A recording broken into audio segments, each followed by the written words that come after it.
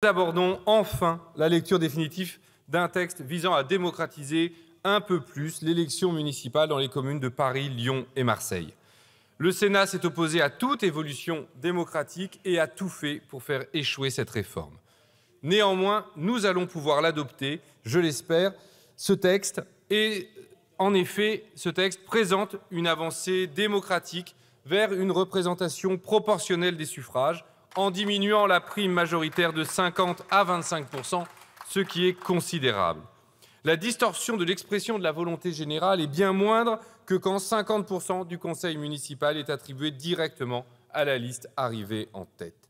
Dans ces conditions, la majorité artificiellement créée règne de façon écrasante sur la commune, ne laissant aucune place à la discussion, avec une opposition réduite à peau de chagrin, la Ve République dans ses pires travers. Deuxième problème que cette loi corrige, l'élection indirecte du conseil municipal des villes, puisque les citoyennes et citoyens votent par secteur ou arrondissement, lequel désignera ses membres au conseil municipal, lequel élira le ou la maire, et cette dernière étape se fait, elle, comme dans n'importe quelle commune. Dans ces conditions, les voix des arrondissements ou secteurs ne pèsent pas autant pour la décision du conseil municipal, donc du maire.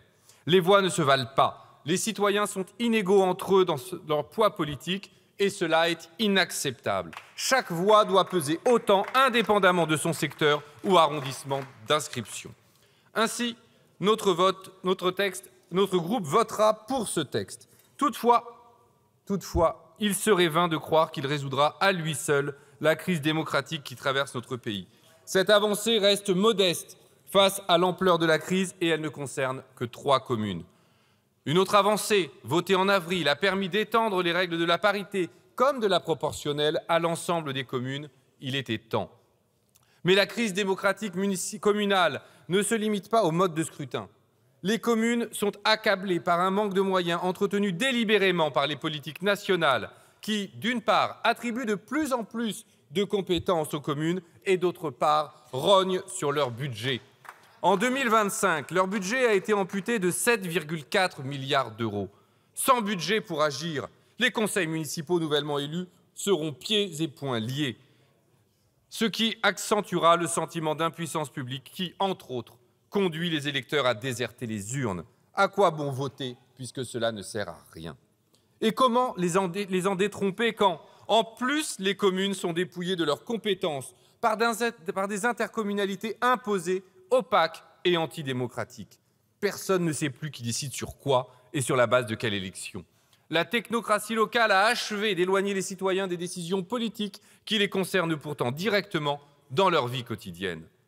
Mais il n'y a pas que la démocratie locale qui est en crise. Au contraire, celle-ci est réputée garder plus d'intérêt pour les citoyens au regard de la proximité des enjeux. C'est bien l'ensemble de notre régime qui est en crise politique profonde. Les élections ne permettent plus de trancher les grands enjeux de notre temps. Le sommet antidémocratique a été la dissolution de notre Assemblée l'an dernier. Le résultat des élections qui s'en sont suivies a été tout simplement nié par celui-là même qui les avait convoquées. Le sursaut exceptionnel de participation, pas plus que le résultat effectif du scrutin, n'a eu aucune conséquence sur la formation du nouveau gouvernement. C'est donc une personnalité issue d'un parti arrivé en 5e position qui a été appelée à former le gouvernement. Une fois celui-ci censuré, le remplaçant est issu de celui arrivé en 7e position. Dans ces conditions, nos concitoyennes et concitoyens ne se font guère d'illusions sur l'importance qui sera donnée à leur vote pour le prochain scrutin municipal, pas plus que les précédents, ni les suivants d'ailleurs. Pour restaurer une démocratie digne de ce nom, il faut tout changer, de la cave au plafond. Il est urgent de convoquer une Assemblée nationale constituante pour passer à une 6e République, une République démocratique, écologiste, sociale. En attendant, nous prendrons les avancées proposées, mais rien ne sera à hauteur de la crise tant que cette constituante ne sera pas convoquée. Je vous remercie.